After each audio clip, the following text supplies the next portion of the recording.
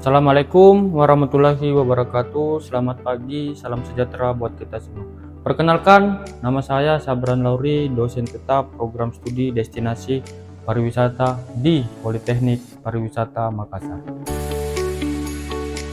Pada kesempatan kali ini, izinkan saya menyampaikan terkait tentang mata kuliah yang sesuai dengan bidang keahlian saya, yakni mata kuliah pengantar perencanaan destinasi pariwisata. Pada mata kuliah ini ditujukan untuk mahasiswa destinasi semester 2 dengan kode mata kuliah PDA berbobot 2 SKS yang diselenggarakan dengan 16 kali pertemuan tatap muka dengan rincian 14 kali pertemuan materi, 1 kali ujian mid semester, dan 1 kali ujian akhir semester. Mata kuliah ini membahas tentang perencanaan destinasi, konsep pariwisata berkelanjutan, analisis kondisi destinasi, peran stakeholder dalam perencanaan destinasi, pengembangan destinasi, dan pengelolaan destinasi. Mahasiswa diharapkan mampu menghasilkan Destination Development Plan, yaitu dokumen perencanaan sederhana yang berisikan tentang 1. Profil destinasi wisata. Kemudian yang kedua adalah identifikasi potensi dan permasalahan yang ada di destinasi. Yang ketiga adalah menganalisis komponen destinasi, di mana analisis komponen destinasi itu mencakup attractions, accessibility, amenities, dan ancillary service. Kemudian yang keempat adalah melakukan analisis terkait tentang peran stakeholder itu sendiri. Yang kelima adalah analisis dari segi strengths, weakness, opportunity, dan threats. Kemudian yang keenam adalah mahasiswa mampu merumuskan visi dan tujuan pengembangan destinasi.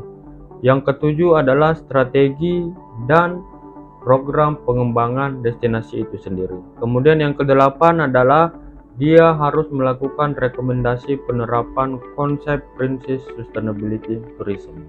Adapun capaian pembelajaran atau lulusan program studi pada mata kuliah ini meliputi CPL P1, CPL P2, CPL P3, CPL KK1, CPL KK2, CPL KK3, CPL KU1, CPL KU5, dan CPL KU7 yang telah tertuang dalam RPS dan telah divalidasi oleh Ketua Program Studi, Ketua Jurusan, Kepala Subbagian Administrasi Akademik, dan Kepala Pusat Penjaminan Mutu Politeknik Pariwisata Makassar. Capaian pembelajaran pada mata kuliah ini diharapkan antara lain adalah CPMK1, CPMK2, CPMK3, CPMK4, CPMK5, dan CPMK6.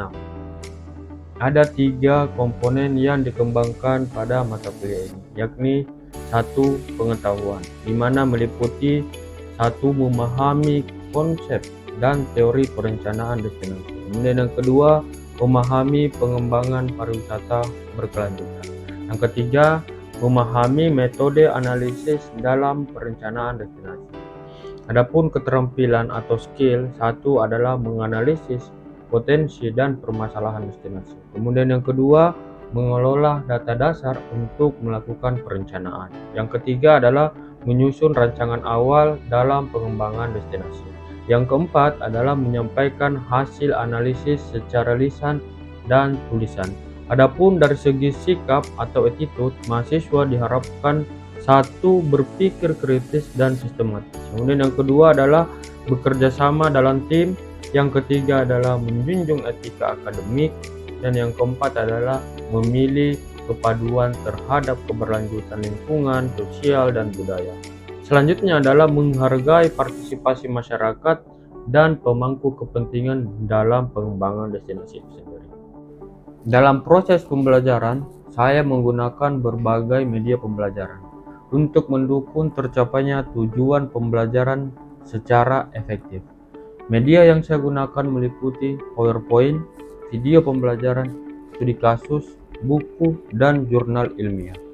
Pemanfaatan media tersebut diharapkan dapat membantu mahasiswa dalam memahami konsep yang lebih mudah, menarik, dan aplikatif. Selanjutnya, mahasiswa diberikan kesempatan untuk melakukan komunikasi yang interaktif sehingga tercapai kolaborasi dua arah antara mahasiswa dan dosen itu sendiri. Melalui diskusi, tanya jawab, presentasi, dan kerja kelompok, sehingga proses pembelajaran menjadi lebih aktif, partisipatif, dan lebih bermakna. Pendekatan ini diharapkan mampu meningkatkan kemampuan berpikir kritis, komunikasi, kolaborasi, dan pemecahan masalah. Adapun referensi yang saya gunakan dalam perkuliahan mata kuliah ini, yakni buku referensi karya saya sendiri dan buku referensi karya ahli lainnya, serta artikel jurnal bereputasi yang memiliki keterbaharuan agar mahasiswa mampu mengikuti perkembangan pengetahuan dan teknologi pada masa kini. Baik, berikut video proses pembelajaran pada mata kuliah pengantar perencanaan destinasi pariwisata. Oke, baik. Assalamualaikum warahmatullahi wabarakatuh. Selamat pagi teman-teman. Bagaimana, sehat ke semua? Bagaimana kabar? Bagaimana kabar tak? Ya baik, hari ini kita akan menjelaskan terkait tentang bagaimana pengantar perencanaan destinasi pariwisata. Oke, sebelum kita masuk di pengantar perencanaan destinasi, saya absen dulu ya teman-teman. Nah, apakah hari ini ada yang tidak hadir? Hadir semua ya? Oh ya, baik, hadir semua. Nah, oke, baik.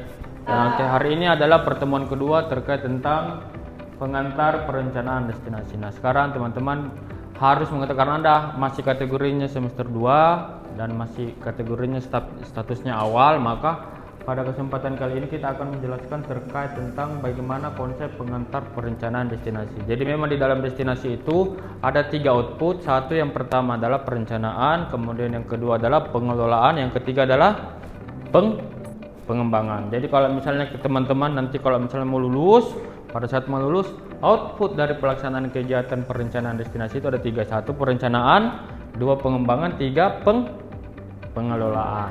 Nah itu teman-teman. Nah kemudian yang selanjutnya adalah mungkin teman-teman harus pahami dulu bagaimana konsep yang namanya dibilang pariwisata. Jadi mungkin teman-teman belum memahami apa sih itu konsep pariwisata. Mungkin baru masuk di pariwisata harus mengetahui dulu konsep pariwisata itu. Jadi pariwisata itu bukan cuma satu pariwisata, tapi banyak pengertian dari pariwisata. Contoh salah satunya adalah ada pengertian wisata. Kemudian yang kedua ada pengertian pariwisata. Kemudian yang ketiga ada kepariwisataan, ada daya tarik wisata, ada destinasi pariwisata. Jadi destinasi pariwisata itu bukan cuman bilang oh kalau kita masuk ke pariwisata cuman pengertiannya pariwisata. Apa itu pariwisata? Ini. Tapi ternyata di dalam bentuk pariwisata itu banyak pengertian dari pariwisata itu. Salah satunya adalah ada pengertian wisata, ada wisata tersendiri, kemudian ada pariwisata itu apa yang dimaksud dengan pariwisata, kemudian apa yang dimaksud dengan kepariwisataan, dan apa yang dimaksud dengan daya tarik wisata, serta apa yang dimaksud dengan destinasi pariwisata. Jadi itu semua berbeda masing-masing. Jangan sampai teman-teman mengatakan bahwasanya oh pariwisata itu satu Ji. Apa itu pariwisata? Cuman sekedar pergi berwisata. Padahal sebenarnya makna dari pariwisata itu banyak, bukan cuman satu. Nah, contoh misalnya seperti begini teman-teman. Wisata. Nah, wisata itu apa? Pariwisata itu apa? Kemudian kepariwisataan, daya tarik wisata, serta destinasi pariwisata. Mungkin teman-teman ada yang bisa jelaskan dulu terkait tentang wisata sebelum kita mungkin jelaskan. Saya jelaskan terkait tentang wisata itu. Ada yang bisa? Ada? Nah, wisata itu atau ada teman-teman yang bisa? Sambil kita sharing saja. Jadi kita kategorinya di sini sharing, bukan sekedar jadi santai saja kita sharing antara ada timbal balik antara dosen sama mahasiswa. Nah, kalau misalnya pengertiannya wisata ada yang bisa tahu teman-teman? Atau ada yang mau silakan? Jadi menurut wisata itu adalah kegiatan perjalanan yang dilakukan oleh seseorang atau kelompok dengan tujuan rekreasi ataupun hiburan. Ya, oke. Jadi memang di dalam teori terkait tentang wisata itu ada banyak terkait tentang teori. Jadi orang mengatakan, oh saya mau pergi berwisata. Berarti kalau kita mengatakan saya mau pergi berwisata, berarti orang tersebut seseorang atau sekelompok orang yang mau melakukan berwisata. Itu kategorinya wisata. Nah, itu kategorinya baru wisata, belum masuk kategori pariwisata. Ada? Nah, kalau misalnya pariwisata itu adalah seseorang atau sekelompok orang yang menyediakan tempat di mana tempat tersebut dia menyiapkan mulai dari attraction-nya, accessibility-nya, amenities-nya. Itu yang dimaksud kategorinya pariwisata. Jadi wisata dan pariwisata sudah berbeda. Karena kalian masih semester 2, jadi ini dulu pengantar dulu teman-teman. Jangan sampai teman-teman tidak pahami apa sih pengertiannya wisata, jangan sampai nanti masuk ke semester 3, masuk ke semester 4 tidak mengerti terkait tentang pengertian wisata, pariwisata, destinasi dan sebagainya. Nah, itu terkait tentang wisata. Nah, terkait tentang kepariwisataan. Nah, kalau kepariwisataan itu teman-teman, ada mungkin yang bisa jelaskan terkait tentang kepariwisataan sebelum saya jelaskan? Baik, jadi kalau kepariwisataan itu, kalau tadi wisata, pengertiannya wisata adalah sekelompok atau seseorang yang mau melakukan perjalanan. Kalau pariwisata itu adalah tempat yang seseorang yang menyediakan tempat untuk melakukan perjalanan ke satu daya tarik wisata. Nah, kemudian kalau kepariwisataan itu sendiri adalah keseluruhan dari kegiatan pariwisata. Jadi kalau terkait dengan kepariwisataan, kalau misalnya kita bertanya apa sih itu kepariwisataan? Nah, kepariwisataan itu adalah keseluruhan dari kegiatan pariwisata. Apa kegiatan pariwisata itu adalah masuk di dalamnya daya tarik wisata, pariwisata, kemudian mulai dari MICE, kemudian juga masuk di dalamnya hospitality. Jadi kepariwisataan keseluruhan dari pariwisata itu. Jadi kayak misalnya kegiatan semua pariwisata masuk di dalamnya ke kepariwisataan. Apakah dia masuk kategorinya hospitality atau dia masuk kategorinya MICE dan lain sebagainya. Jadi itu masuk di dalam bentuk kepariwisataan. Jadi kepariwisataan itu adalah menyeluruh dari kegiatan pariwisata. Jadi ini sekedar refleksi buat teman-teman. Kemudian daya tarik wisata. Nah, ini juga berbeda terkait tentang daya tarik wisata. Di daya tarik wisata itu adalah sesuatu yang memiliki keunikan. Jadi kayak misalnya kita mau pergi ke satu daya tarik wisata, apakah dikatakan saya mau pergi ke destinasi wisata? Apakah dikatakan destinasi? Tidak, tapi kita mau pergi ke satu daya tarik wisata. Jadi ini membedakan antara pariwisata, destinasi dengan daya tarik wisata. Nah, kalau misalnya di dalam satu kabupaten, di kabupaten tersebut ada beberapa daya tarik wisata. Nah, maka yang dimaksud di situ adalah kabupatennya, ini yang dimaksud adalah destinasi. Karena daerah tujuan wisata. Sedangkan di dalam satu kabupaten itu katakanlah ada beberapa daya tarik wisata. Maka itu yang dikatakan daya tarik wisata karena dia mempunyai keunikan dan mempunyai sesuatu yang bisa dijamah oleh beberapa wisatawan. Jadi itu pengertiannya dari daya tarik wisata. Jadi ada perbedaan utama ya teman-teman antara pariwisata, daya tarik wisata, kemudian ada kepariwisataan serta wisata. Itu sudah 4. Jadi konsep dari pariwisata itu sendiri sudah banyak.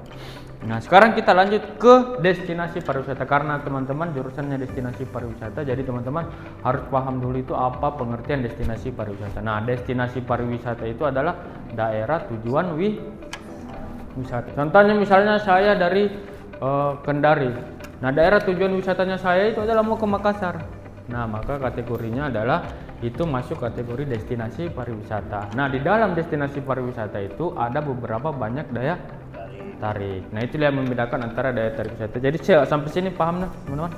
Selanjutnya adalah teman-teman harus memahami bahwasanya ada beberapa tujuan pariwisata. Nah, di tujuan pariwisata ini ada banyak tujuan pariwisata. Yang pertama adalah terkait tentang menumbuhkan perekonomian. Kenapa kira-kira dalam bentuk pariwisata perlu kita tumbuhkan perekonomiannya? Ada yang bisa teman-teman yang bisa membantu menjawab terkait tentang kenapa kira-kira tujuannya pariwisata itu adalah untuk meningkatkan pertumbuhan ekonomi. Supaya pariwisatanya terus berjalan, karena dalam pariwisata kan ada SDM dan sebagainya yang perlu ditingkatkan. Dan itu butuh ekonomi, peningkatan ekonomi. Oke.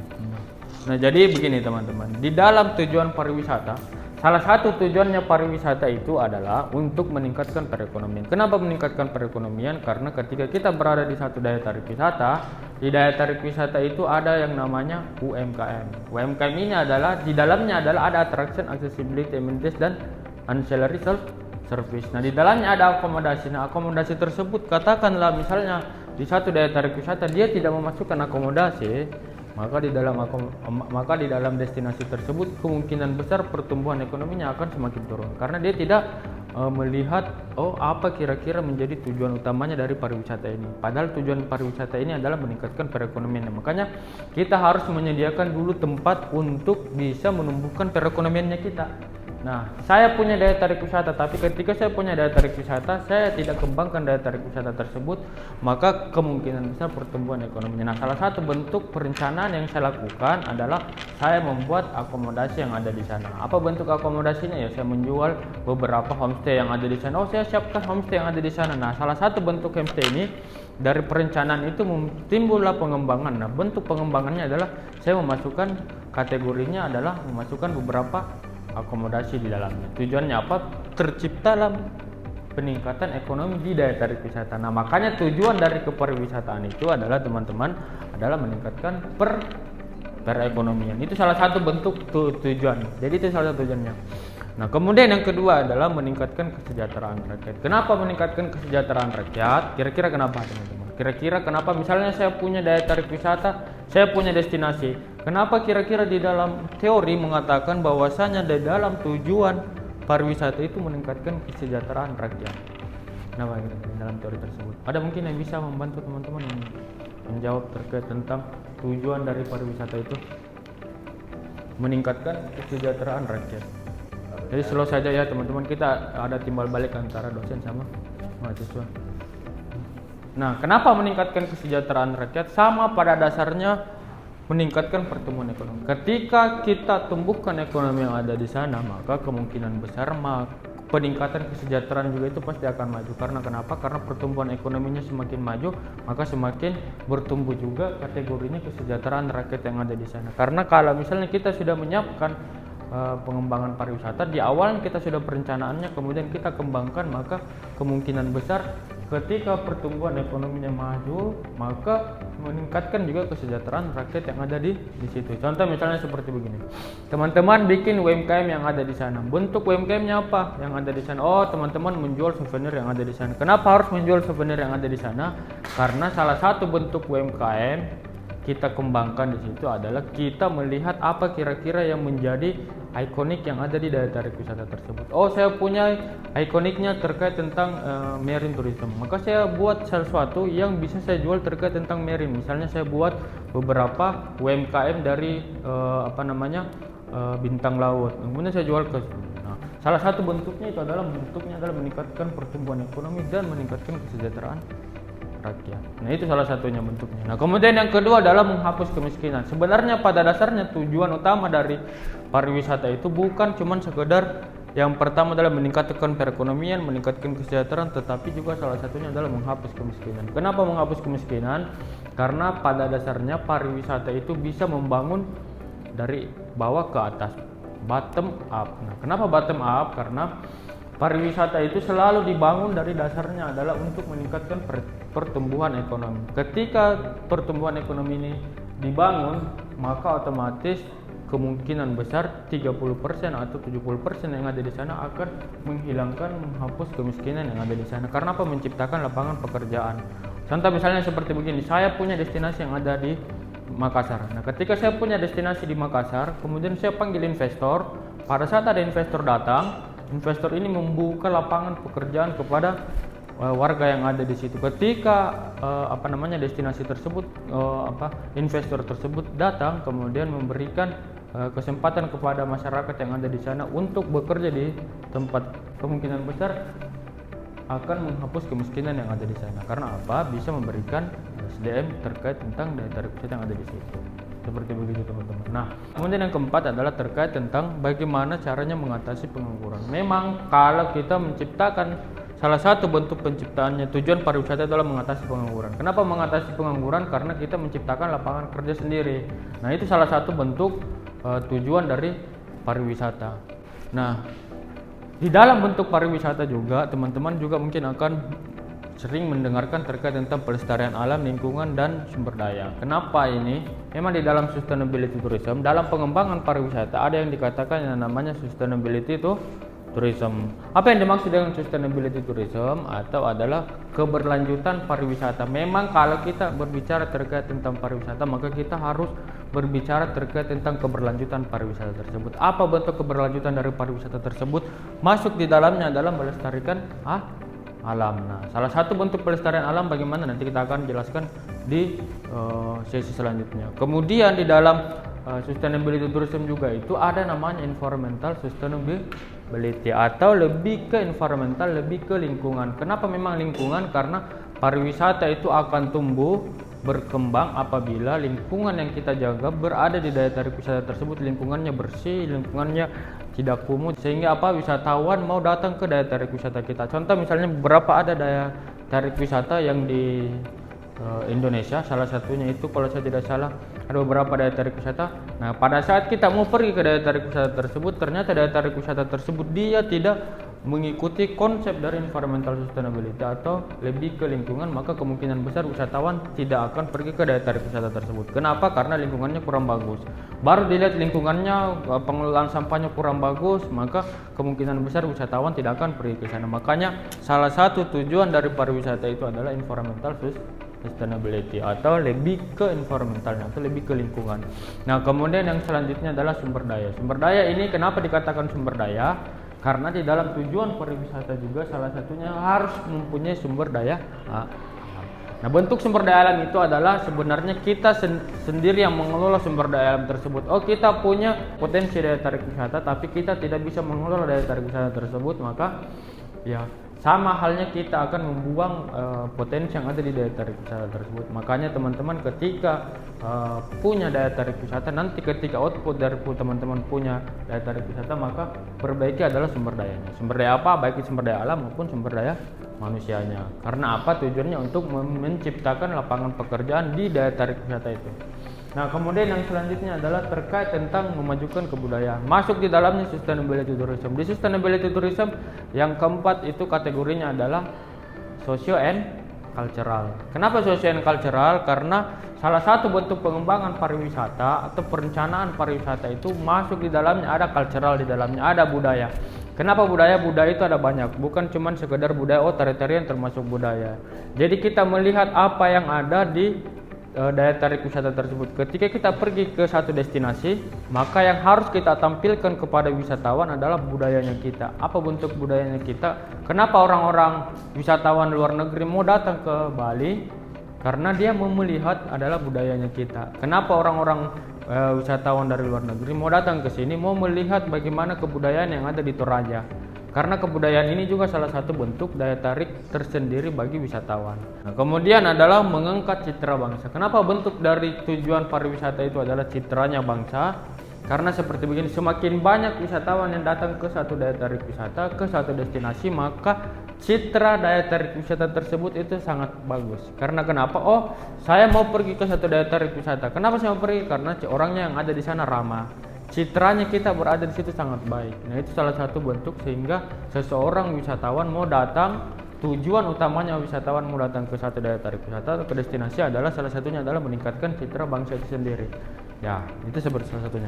Kemudian yang selanjutnya adalah pengembangan dan penelitian kepada masyarakat. Nah, kira-kira kenapa tujuan pariwisata itu memang harus ada yang namanya penelitian, pengembangan dan penelitian kepada masyarakat? Kenapa kira-kira teman-teman? Saya mungkin tanya dulu beberapa pertanyaan terkait tentang kenapa tujuan pariwisata itu adalah masuk kategorinya kita melakukan pengembangan dan penelitian kepada masyarakat. Kenapa kira-kira? Ada yang bisa mungkin membantu jawab? Begini teman-teman, ketika teman-teman sudah mengetahui bagaimana teori dasar pariwisata itu, maka teman-teman harus memberikan pemahaman kepada wisatawan atau memberikan pemahaman kepada pengelola daya tarik wisata. Karena kenapa? Biasanya orang tidak mengetahui bagaimana konsep pariwisata itu sendiri. Nah, makanya ada yang namanya penelitian dan pengembangan kepada masyarakat. Ada pengabdian kepada masyarakat untuk diberikan pemahaman kepada wisatawan dan kepada masyarakat. Karena kebanyakan masyarakat ini hanya dia terfokus kedua. Satu, yang pertama jumlah kunjungan wisatawan itu sendiri, tapi dia tidak terfokus kepada daya tarik wisatanya, bagaimana cara pengelolaan daya tarik wisata itu. Nah, sehingga dalam bentuk tujuan pariwisata itu masuk di dalamnya adalah pengembangan dan penelitian kepada masyarakat. Kita lanjut terakhir terkait tentang pembangunan pariwisata. Di dalam konsep pembangunan pariwisata itu ada 4 pilar pariwisata. Jadi ada 4 pilar kepariwisataan. Mungkin teman-teman refleksi kembali dari semester 1, sekarang sudah semester 2. Nah, kita refleksi terkait tentang pembangunan pariwisata. Pembangunan pariwisata itu ada 4 pilar pariwisata. Jadi orang biasa mengatakan apa sih pembangunan pariwisata? Bagaimana cara membangun pariwisata yang ada di daerah tarik wisata tersebut? Maka kita harus mengingat 4 konsep dari pariwisata itu. Ini tertuang di dalam Undang-Undang Nomor 10 Tahun 2009 terkait tentang pembangunan atau pengembangan destinasi. Jadi kita sudah melakukan perencanaan, maka perlu adanya namanya pengembangan. Nah, setelah kita melakukan perencanaan, maka ada pengembangan destinasi. Nah, pengembangan destinasi itu merujuk ke 4 pilar pariwisata. Apa itu 4 pilar pariwisata? Mungkin teman-teman karena jurusannya pariwisata, jadi harus paham terkait tentang pengembangan destinasi. Nah, apa pengembangan destinasi? Maka teman-teman harus merujuk ke 4 pilar pariwisata. Apa itu 4 pilar pariwisata? Satu, yang pertama adalah industri pariwisata. Kenapa industri pariwisata? Kenapa kira-kira pengembangan destinasi masuk kategorinya industri pariwisata? Kenapa dikatakan dalam bentuk pengembangan destinasi itu perlu adanya industri pariwisata? Karena pariwisata itu tidak akan bisa berdiri sendiri kecuali ditopang dengan beberapa industri yang lain atau kelembagaan yang lain. Nah, salah satunya adalah industri itu sendiri. Apa industri pariwisata itu? Masuk di dalamnya ada MAIS. Jadi saya katakan dalam misalnya saya punya pariwisata, saya punya destinasi, tapi ketika saya punya destinasi, saya tidak kolaborasi dengan industri pariwisata, maka pariwisata saya sendiri akan jatuh. Karena pariwisata itu tidak bisa berdiri sendiri. Makanya di dalam bentuk pengembangan pariwisata perlu mengingat 4 pilar kepariwisataan. Salah satunya adalah industri pariwisata. Nah, industri pariwisata di sini masuk di dalamnya ada 13 usaha pariwisata. Nah, 13 usaha pariwisata inilah yang menopang untuk di dalam kategorinya industri pariwisata. Salah satunya adalah misalnya pariwisata itu harus ada MAIS. Oh, ketika saya mau pergi bikin satu daya tarik wisata harus ada MAIS di dalamnya. Kenapa harus ada MAIS? Siapa untuk memanggil wisatawan datang ke daya tarik wisata saya. Nah, kemudian misalnya perlu adanya hotel dan restoran. Kenapa perlu ada hotel dan restoran? Karena di dalam pengembangan destinasi itu perlu namanya kolaborasi antara restoran dengan hotel. Karena jumlah wisatawan tidak akan datang ke suatu daya tarik wisata, wisatawan pasti akan mencari satu namanya akomodasi. Nah, salah satu akomodasinya harus ada restoran atau misalnya harus ada tempat penginapan bagi wisatawan tersebut. Nah, itu masuk kategorinya industri pariwisata. Nah, kemudian pilar yang kedua adalah terkait tentang destinasi pariwisata. Nah, di destinasi pariwisata itu kita membahas terkait tentang 4. Satu, yang pertama dari segi destinasi pariwisata itu berdasarkan teori yang ada, maka dalam bentuk pilar pariwisata, destinasi itu mencakup di dalamnya ada attraction, ada accessibility, ada amenities, dan ada ancillary service. Itu berdasarkan teori dari beberapa yang saya baca. Nah, kemudian yang selanjutnya adalah pemasaran, dan yang terakhir adalah kelembagaan. Memang kenapa kita pariwisata itu tidak bisa terfokus ke satu pariwisata, pasti akan ditopang dengan beberapa kelembagaan yang lain. Contoh misalnya saya mau pergi ke satu daya tarik wisata tersebut. Ketika saya pergi ke daya tarik wisata tersebut, apakah saya harus menggunakan fasilitas destinasi pariwisata? Tidak, tapi saya harus menggunakan kelembagaan lain. Contohnya misalnya saya harus menggunakan transportasi. Apakah transportasi di bawah Kementerian Pariwisata? Tidak, ada juga kementerian yang lain terkait dengan itu. Nah, itulah salah satu bentuk pengembangan dan pembangunan pariwisata. Itu mungkin teman-teman untuk hari ini ada mungkin yang mau ditanyakan. Output dari pelaksanaan kegiatan ini adalah nanti teman-teman akan membuat satu destination plan. Destination plan itu di dalamnya ada salah satunya adalah Anda nanti akan membuat laporan tersebut di dalamnya akan ada profil wisatawan, kemudian cara pengembangan destinasi, kemudian apa yang dilakukan oleh masyarakat yang ada di sana dalam pengembangan, kemudian apa kira-kira analisis yang cocok untuk mengembangkan destinasi tersebut. Itu mungkin output yang akan kita laksanakan selama pelaksanaan perkuliahan ini. Mungkin ada teman-teman yang mau ditanyakan terkait tentang ini? Ya, baik. Mungkin hari ini, mungkin kita akan minggu depan saya mau minta teman-teman untuk mengumpulkan tugasnya di minggu depan dengan cara menganalisis Anda menganalisis daya tarik wisata tersebut. Nah, Anda menganalisis lebih ke profil wisatawan yang ada di sana. Kemudian Anda menganalisis destinasi yang ada di sana. Kemudian yang ketiga adalah kira-kira analisisnya yang cocok adalah analisis SWOT. Kenapa analisis SWOT? Anda harus mengetahui apa kira-kira strength, weakness, opportunity, dan threat di daya tarik wisata tersebut. Nah, kemudian setelah Anda membuat analisis tersebut, baru Anda melakukan kesimpulan apakah kira-kira daya tarik wisata tersebut bisa dikatakan berkembang atau masih kategorinya perencanaan atau masih kategorinya potensi daya tarik wisata. Ada yang mau ditanyakan sebelum kita selesai? Dadah. Nah, itu ya teman-teman. Wabillahi taufiq wal hidayah. Wassalamualaikum warahmatullahi wabarakatuh. Waalaikumsalam.